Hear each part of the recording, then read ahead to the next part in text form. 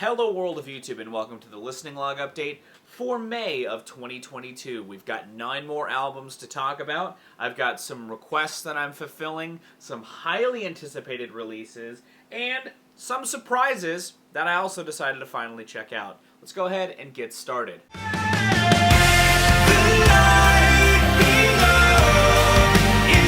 You know, it makes sense that in his 40s, Dan Avidan would want to branch out even farther from his comedy music stylings that brought him into prominence. I mean, prior to Ninja Sex Party, he was showcasing his ability to front serious projects, or at least show his capabilities in a serious scope. I think Sky Hill is a solid record. And I feel like with Jim Roach on Shadow Academy, their attempts at creating some wistful sounds a la Sky Hill, but in a rock sense, while also having some barn burner ragers to showcase Dan's ability to really belt and be a power singer and, you know, hit the same kind of highs you would hear bands like Muse, or even like paying homage to the 80s power that, you know, Dan talks about a lot, his love of a lot on Game Grumps.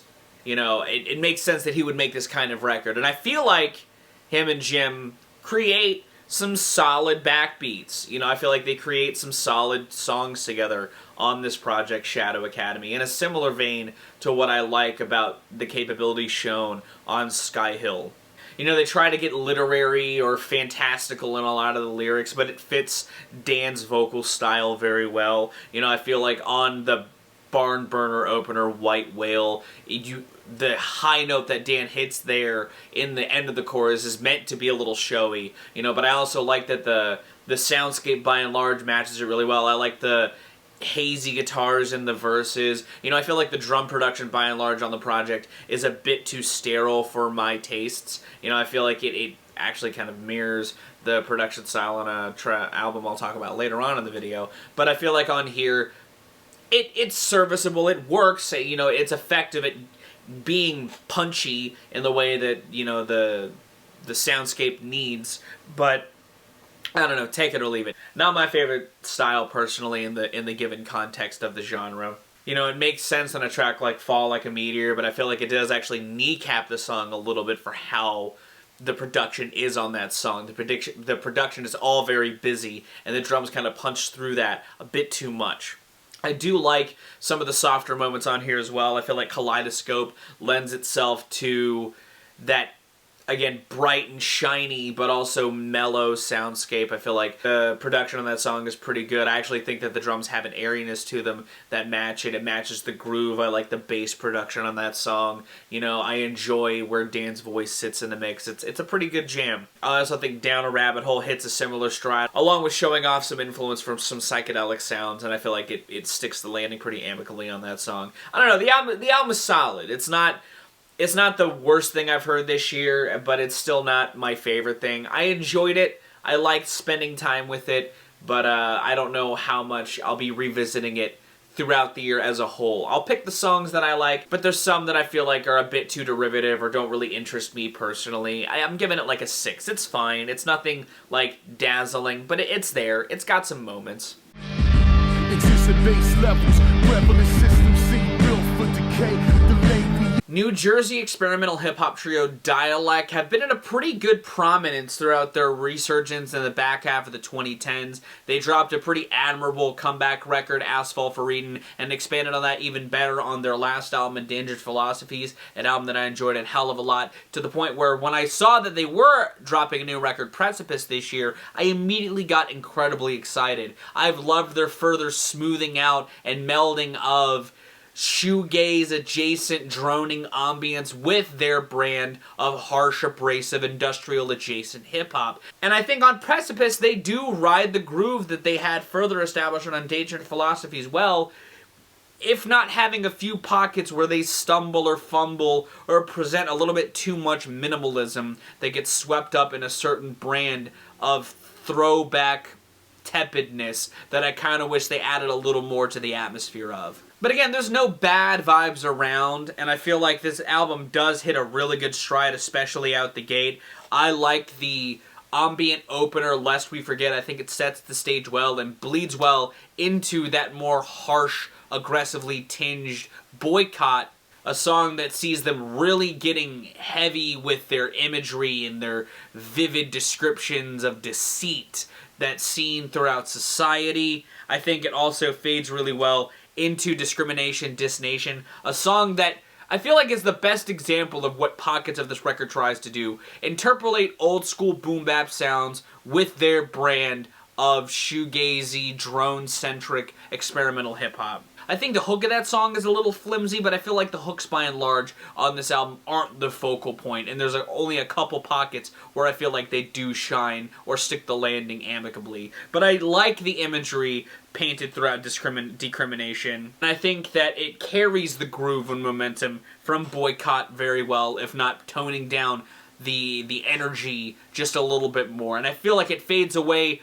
almost too much on the track Good. I like the backbeat of Good, but I do wish there was a little more there, and embodies sort of what I wish had more going on. Tracks like It and The Harbingers are pockets where I kind of wish the instrumental backdrop had a little more going on, which is a damn shame too, because I feel like by and large the back half of this record does carry the momentum that the first half does introduce. It just kind of gets muddled in the middle, because the album does pick itself back up again with Devotion, When I Cry the Wind Disappears, a song with that same kind of ambience that and lightness that sort of coated the last couple of songs, but adds a little bit more intensity before getting really bleak with it on Heretics Inheritance, a song that I love the instrumental palette of. I love how sinister that song sounds. I love the guitars that come in on there, and I love the vocal production. It lends itself to the lo-fi edge that the earlier stuff has. I just kind of wish there were more vocals going on. It's a weird sort of inverse to the complaints I had on songs earlier in the record, but it's only a small stumble because I feel like the album does close out on a much better note with the sort of 1-2 chaotic closers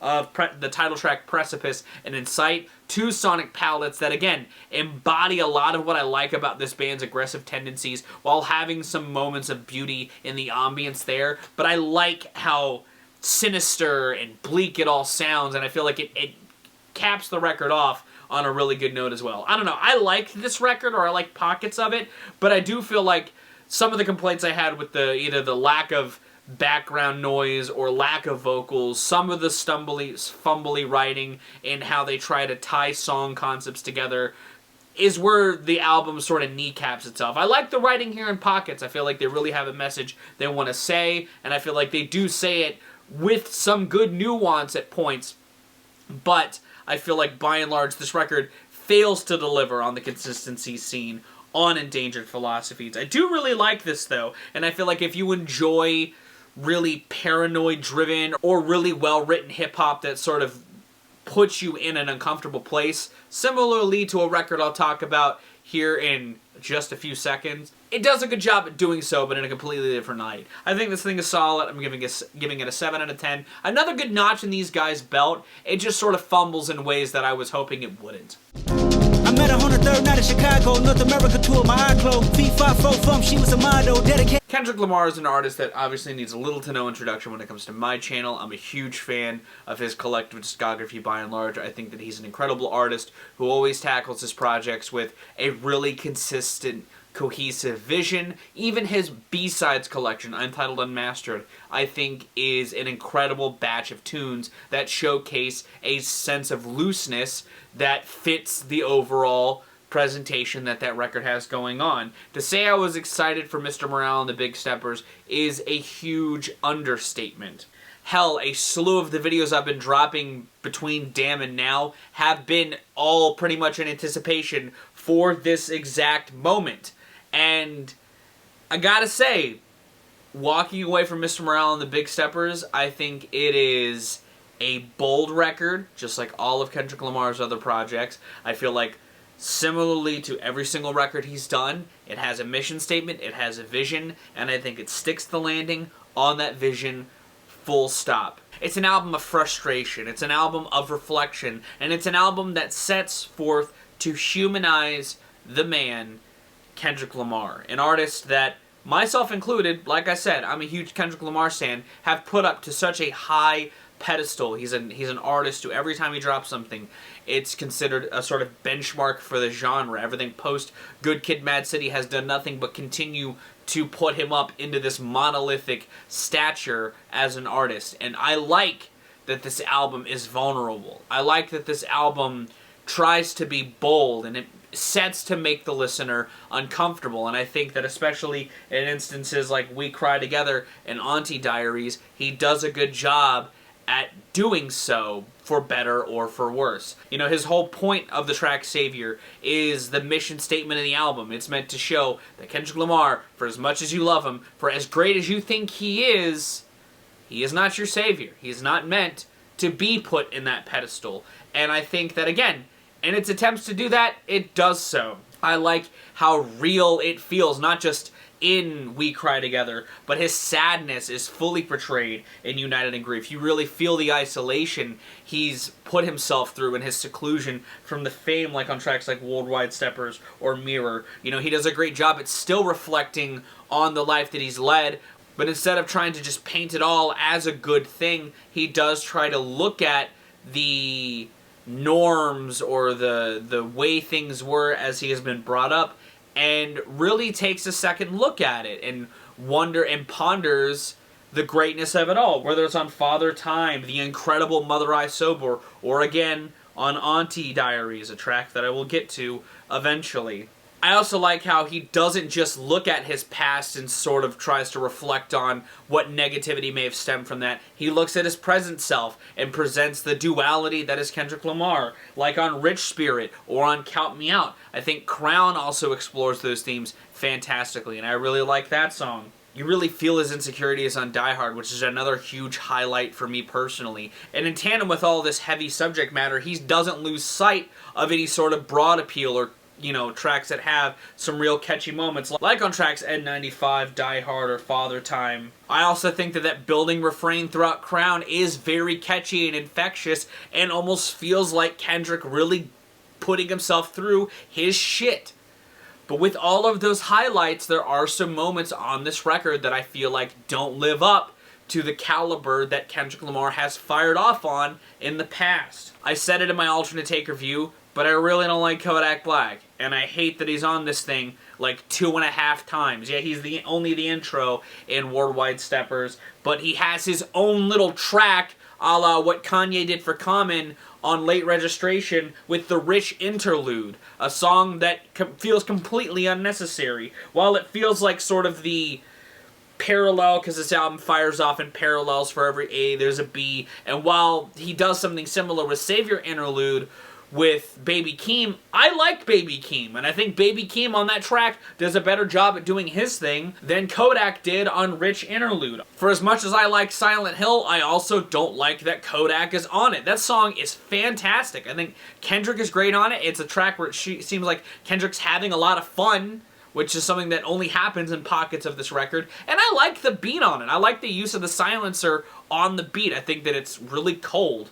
But I just hate that Kodak is like a weird blemish throughout pockets of this record. And for as much as I like how bold Kendrick is on this project and how vulnerable he really likes to be, I feel like Auntie Diaries is a track that could have been handled a little better. While I'm not a member of the trans community, and my opinion on the matter really doesn't have as much weight as anybody in the trans communities would be, I feel like the attempt was earnest. Very much so. And I don't think Kendrick meant anything negative about it. In fact, the whole purpose of the song is to own up to any stigmas that you may have participated in when it came to negatively impacting the trans community. I just think the execution wasn't it, Chief. But outside of those pieces of the record that I did not like, I think that Kendrick, by and large, delivered on this project. It is very big. It's very huge.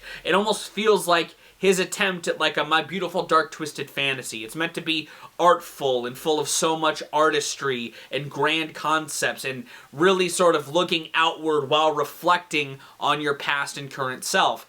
And I think that it has all of the boldness that leaving it akin to like a Kanye record would lend itself to, but I think Kendrick handles that type of project a little bit better than Kanye has in a handful of instances. And I still like this record by and large. It's just a project that has bits that I don't see myself spinning as it continues to exist in the world. But I still think, as a Kendrick Lamar fan, it felt very worth the wait.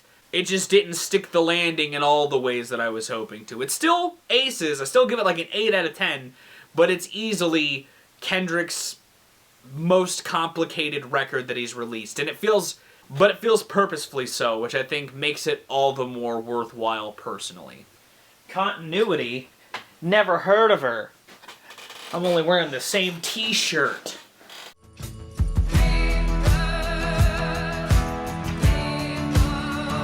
Florence Welch and Her Machine have been a very consistent act to follow throughout the last 10 years. I feel like the 2010s for them were incredibly strong. Sure, I like some projects more than others, but they've never had a miss in my opinion. And when I saw that they were dropping this album, I checked it out, and I, as always, was having a blast with it. However, similarly to her last record, I feel like there was more potential here that just was not utilized.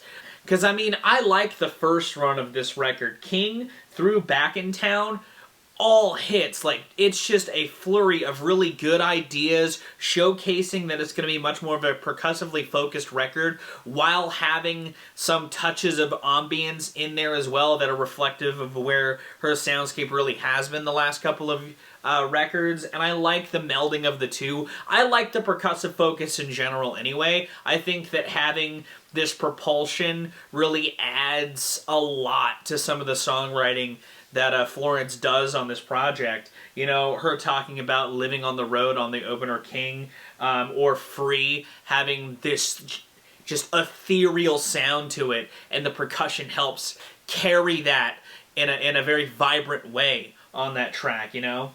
I feel like the album does kind of stumble in its, you know, second third. I feel like Girls Against God isn't a bad song. I actually really like that song, but I feel like it is followed up so awkwardly by Dream Girl Evil that is then awkwardly followed up by Prayer Factory. I also don't really like the build-up of Dream Girl Evil. I feel like it doesn't really go anywhere, but then it goes into this interlude that also kind of feels like a build-up that also doesn't get followed up on Cassandra. I like Cassandra, but it shouldn't be following Prayer Factory. You know, same with Daffodil After Heaven Is Here. I love Daffodil. That song has such a really good groove to it.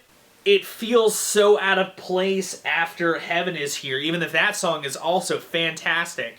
And then My Love is this bop that just flies in after Daffodil, and it's beautiful. Like, the album, like, carries itself back out into its, you know, back end. I feel like My Love is just this ethereal pop smash. I really love the production on that song, and I feel like the overall power behind the hook is fierce.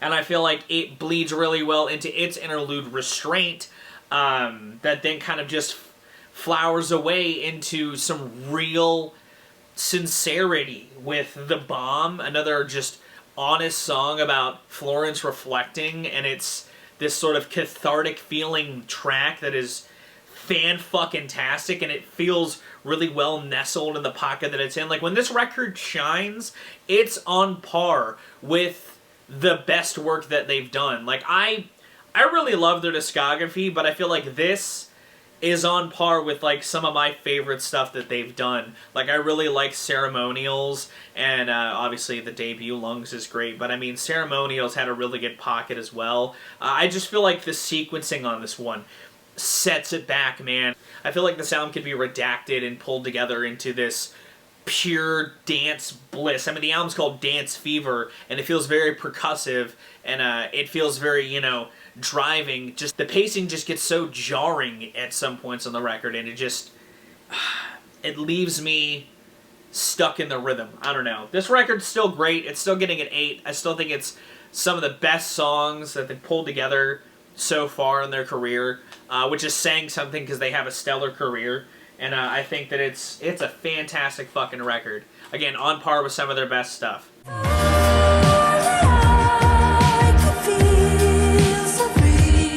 feel like most years, if not every year, there's always an indie album that I end up getting hooked on, like it's Cabal trying to set me up to slice me down for a fatality.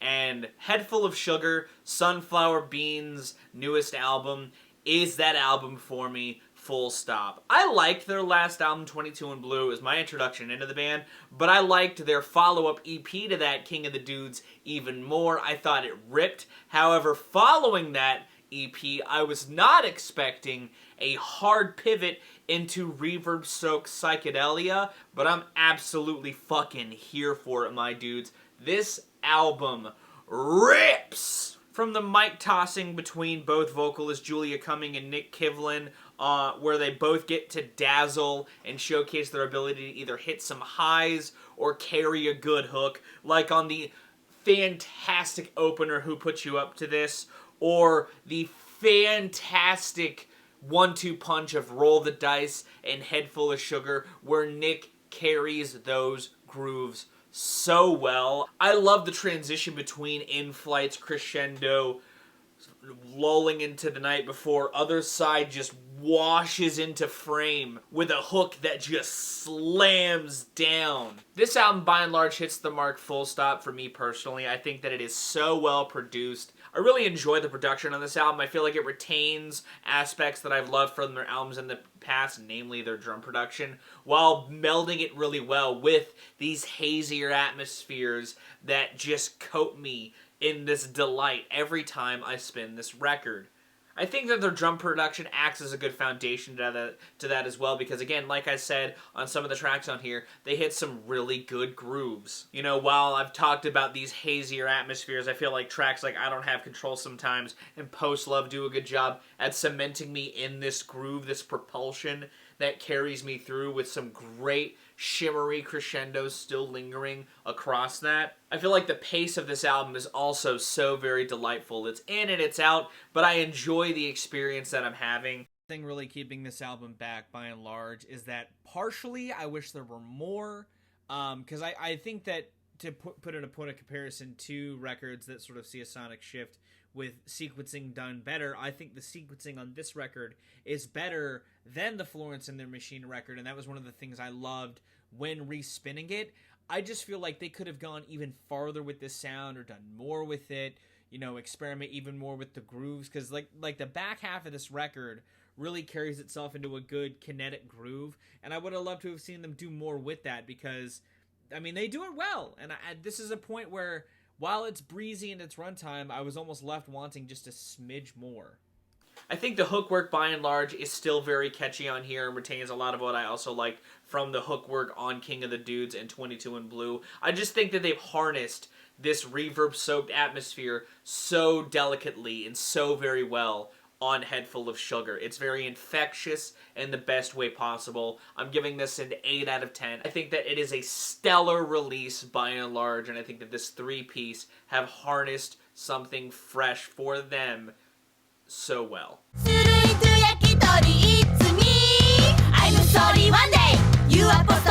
Japanese punk outfit Otoboke Beaver had a quick turnaround follow-up to their decade-long build-up debut, Itakoma Hits, with Super Champion, an album that I was immediately geeked for, because I fucking love Itakoma Hits. That was one of my albums of the year, the 2019. I thought it was a fantastic fucking release. I thought that it was a great blend of raw punk tenacity and energy with this cacophonous twist that added a lot more noise to the chaos, and I loved it. The album had this breakneck pace that was incredible. It was insatiable. That record still gets regular spins out of me. I love Itakoma Hits. And this new record, Super Champion, is more of the same. This album is 18 tracks, but is only 21 minutes. So the whole album has this very loose feel to it, which mirrors the style on Itakoma Hits, but it feels like it's even more harnessed. This album is so breakneck and whirlwind, but it's so fantastic. There's some like non-song interludes. Like the last 3 tracks feel like this almost outro credit sequence. Like the whole album itself has this loose structure, but I feel like it's to the credit of what they captured on Tacoma Hits. These ladies are so talented. They're so fantastic at doing this. And this album further cements that. I really enjoy this thing. I don't know if I like it as much as Tacoma Hits. I think that a lot of the experimentation they do still knocks, though. I feel like the acapella singing that happens on tracks like I Checked Your Cell Phone and Don't Call Me Mojo do more to enhance the sonic palette of this band. I feel like they add a really cool texture to this album that rocks. I enjoy the bops on here that still remain, like Yakitori. Like Yakitori is fantastic and catchy.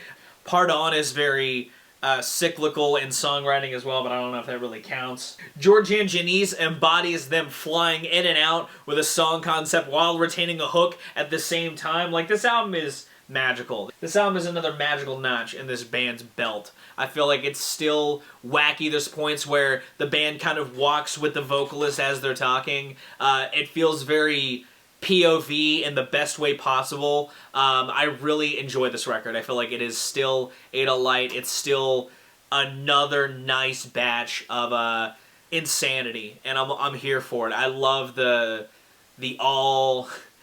moments where the record kind of feels like a grindcore record. Like, there's points where the blast beats just assault you, and it's beautiful. I feel like they're crafting some really great shit on here. This is still getting a 9. I love this album a lot. I think that it is very, very good, and it's gonna be another high point on my end of the year list. Don't talk a lot, don't talk a lot, but I like it 'cause I can't tell you everything that went. You know, one time when I was hanging out with Rachel in the living room and she was on one of her Love Island binges, I was playing my Switch when out of the corner of my ear, I hear Everything's Regret as the backbeat to this British reality trash TV. And I was flabbergasted. Partially because I don't really know Everything's reach in the UK.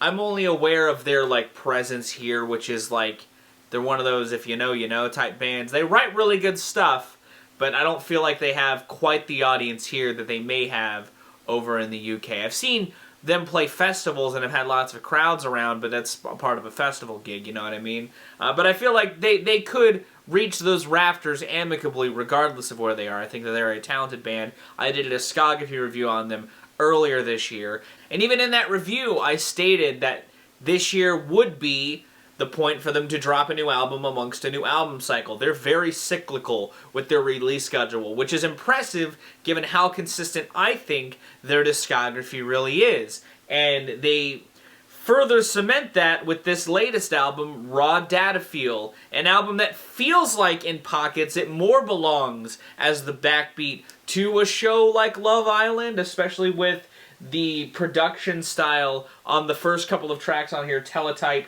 through Pizza Boy. I enjoy the hell out of this project, though, and I love what the band does with this brand of production backing them. You know, they shift their own sonic palette throughout the experience, but it all retains this overly very synthetic sheen that more mirrors what you saw in, like, 80s synth pop revivalism with artists like Carly Rae Jepsen, while also melding it with the brand of 80s alternative that bands like The Strokes were channeling on their most recent album, on tracks like Metroland is Burning, or on Jennifer, the incredible Jennifer. And I love how they fly through that gambit with some incredible hook work on top of that, and having this incredible crescendo through the slow burn Leviathan that then crashes into the banger Shark Week. A song that showcases the group's lyrical propensity to craft a really good breakup song with a hard-hitting beat. The kick and the snare on that track pop so very well. while having these intricate nuanced details painted throughout the story of that track, with some good allegorical imagery used in the writing as well. This album kind of toys with the idea of relationships and human connection via technology. You know, it talks about the depression within consumerism on Pizza Boy. It has this almost dark, murder-adjacent mystery on the single Bad Friday, which has this huge club feel, but has this great fucking hook amidst it. I like the dark imagery painted through in that song as well. That is carried through tenfold on Metroland is Burning, a song about burning down a mall and basking in the joy it brings you. This album gets incredibly dark, but it masks that with this great use of a juxtaposition I talk about loving in pop music by having these shimmery, bright sounds, or these abrasive, glitchy sounds and synthetic textures that cover the listener in this overall bright, optimistic feel. You know, it's a use of a style of pop writing or pop composition that I love when done well, and I feel like sticks the landing by and large. This is an Aces album from this group by and large. I feel like coming off of the heels of their last album, this further cements their love of grander thematics and concept writing tenfold, and I feel like it executes that very well. You know, I feel like by the time Born Under a Meteor and Software Great Man's even more softer lulls wash into fray, this sense of dread and darkness that the album kind of keeps tapping into further creates this bigger divide in tone and lyrics that I think the band rides in and basks in so fantastically. While I just did their discography review, this will be interesting when placing this album amongst it. I think that this album is easily one of their best, and it's gotten me re-engaging with their discography in a similar vein to what Block Parties did, but even more so, I'm loving it because I love this band. I'm giving this album a 9 out of 10. I think that it is a fantastic release, and I feel like if you enjoy this band, give it a shot. If you've never listened to this band, give it a shot maybe. It's honestly really fucking good. If I can't protect myself, full friend and foe, chaos I see! The last album I checked out was a request from Rockin' Moves with Tyler, longtime viewer and patron. It's another Canadian hardcore band. I talked about Cancer Bats recently. They dropped a new record that I thought was pretty solid. This is another long-standing Canadian hardcore band that I've never listened to, but upon his request, I've decided to give him a spin.